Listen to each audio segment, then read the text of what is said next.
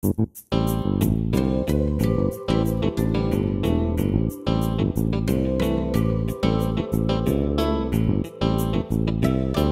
morning, Hoosiers, and welcome to Times News 24/7, brought to you by the Noblesville Times Online in living color from the Times studio. I'm Stu Clampett with your top headlines for Friday, April 29th, 2011. Today's news is brought to you in part by the Indiana Poison Center. Children act fast, so do poisons. Call the Indiana Poison Center, 1-800-222-1222 for poison prevention tips and treatment advice provided free 24 hours a day. In our top story today, maintaining services, holding costs low, and keeping up quality of life in Noblesville. Those are the things that were on the minds of 5 candidates seeking 2 at-large seats in the Noblesville Common Council on Thursday night during a debate sponsored by the South Harbor Property Owners Association. 4 questions were posed to the candidates, and several were fielded from the audience during a low-key, friendly debate that at times found the candidates trading good-natured jabs at each other. Participating were Brian Ayer and incumbent Terry Bushby, Andy Corman, Rex Dillinger, and Jeff Zeckel. Further details are available in today's Times. Hamilton Heights High School's Big Dog Festival will take place from 4 p.m. to 7 p.m. tonight at Hamilton Heights High School, located at 25802 Indiana 19 in Arcadia. The Big Dog Festival, hosted by the sophomore class, promises an evening of fun and festivities for the entire family. The annual family-friendly event features carnival-style games of skill and chance for kids of all ages. This year, festival goers can enjoy a bungee run, a bounce house, sumo suits, pop toss, putt-putt, and much, much more. And in other news, a day before the month of auto racing begins, Noblesville's Main Street will kick off its summer events with Back Home Again in Noblesville. That'll be from 10 a.m. to 5 p.m. Saturday in downtown Noblesville. This is Noblesville's kickoff to the month-long statewide centennial celebration being conducted by the Indianapolis Motor Speedway. Hare Chevrolet will provide a 2011 Indianapolis 500 pace car that will be on display for residents to view and take pictures of or with. There will be special displays, children's activities, and fun for adults, but Arrowwood said that the main emphasis of Saturday's event is the downtown merchants. Also, for the 21st consecutive year, Noblesville has been recognized by the nonprofit Arbor Day Foundation as a Tree City USA community for its commitment to urban forestry. The Tree City USA program, sponsored by the Arbor Day Foundation in cooperation with the National Association of State Foresters and the USDA Forest Service. In order to become a Tree City USA community, Noblesville met 4 standards. They have a tree board or department, a tree care ordinance, a comprehensive community forestry program, and an Arbor Day observance and proclamation. Noblesville Mayor John Ditzler spoke for a few minutes and then cut the ribbon on the new pedestrian bridge at the Kerrigan Road Wednesday morning. He was joined by Janet Jaros, Noblesville Clerk Treasurer John Beery, and others. After the ribbon was cut, Brady McDonald, a 3-year-old Noblesville resident, and his parents, Shannon and Matt McDonald, were the first people to cross the new pedestrian bridge. This project utilized federal funding through the ARRA Stimulus Funding Program. The fun just keeps on going for Noblesville resident Becky Blossom, who, along with friend Terry Allard, are currently in London to witness the royal wedding between Prince William and Kate Middleton today. In addition to the excitement, the two were recently interviewed outside Buckingham Palace for the Oprah Winfrey Show and were told that they would appear on today's program. Sports and local weather with Paul Poteet, Indiana's weatherman. He's in Studio B, and he's up next. Is that thing getting closer? Look how high that thing's going. Look out there. Look at the debris. Give me the camera. No, just drive. I've got it. Zoom in, zoom in. I can't believe this is happening. Oh, the size of that thing. It's everywhere. Are you getting this? Yeah, I've got it. What was that? It's the National Guard. How'd they get here so fast? I don't know. Pull over. Pull over. Do you have what it takes to head into the heart of the storm? Check out NationalGuard.com.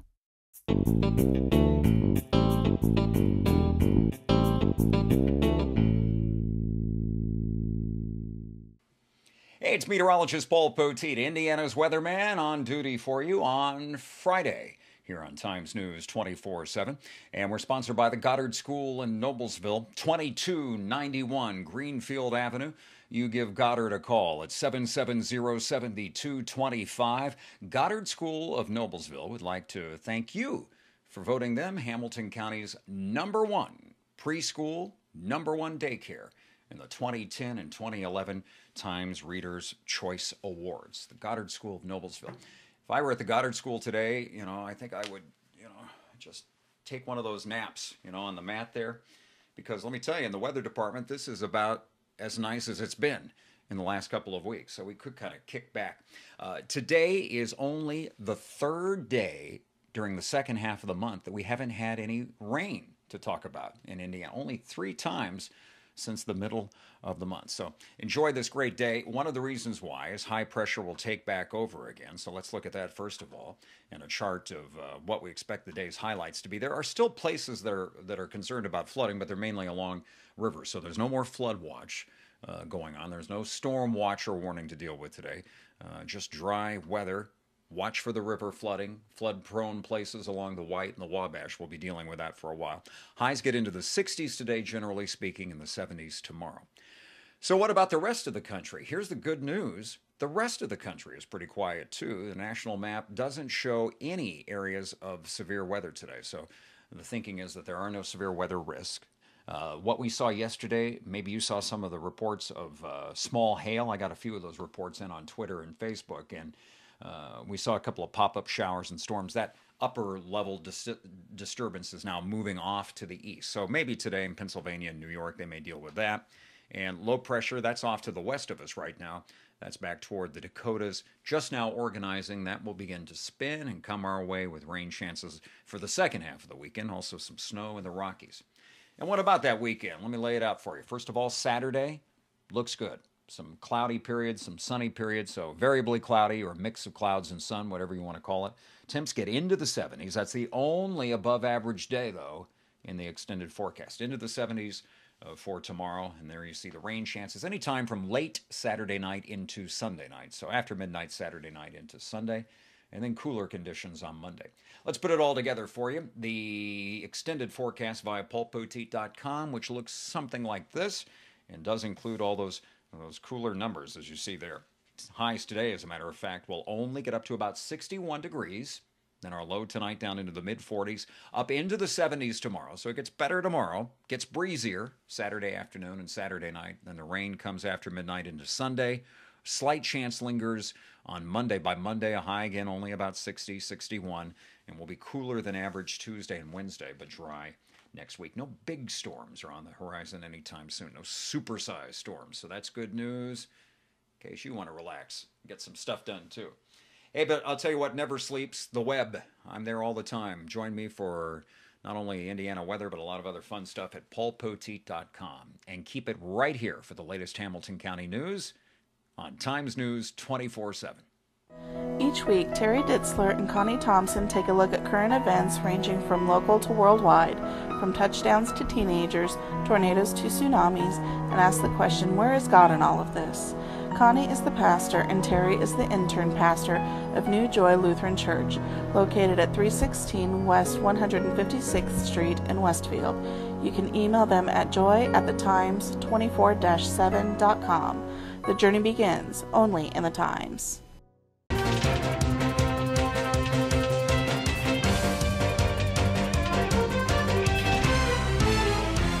Hamilton Southeastern, ranked number 2 in the state, had to battle the weather and an upset-minded Shenandoah team Thursday afternoon to post a 4-2 victory and move to 12-1 on the year. Southeastern is scheduled to host a good Pendleton Heights team tonight in a game set to start at 6:30 p.m.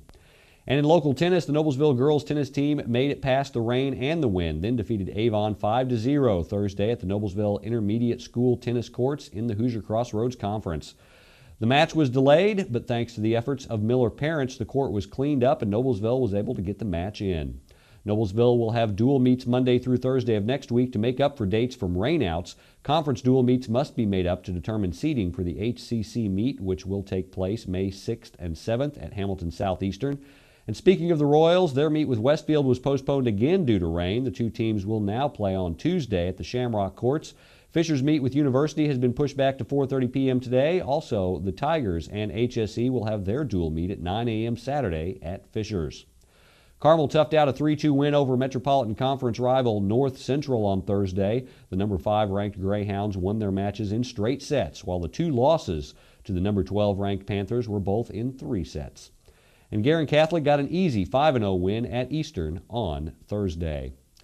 Noblesville football player Rhett Gubka signed a letter of intent to attend Kentucky Wesleyan University in Owensboro, Kentucky. Gubka was a nose guard for the Millers and a 3-year varsity starter, earning a letter all 3 years.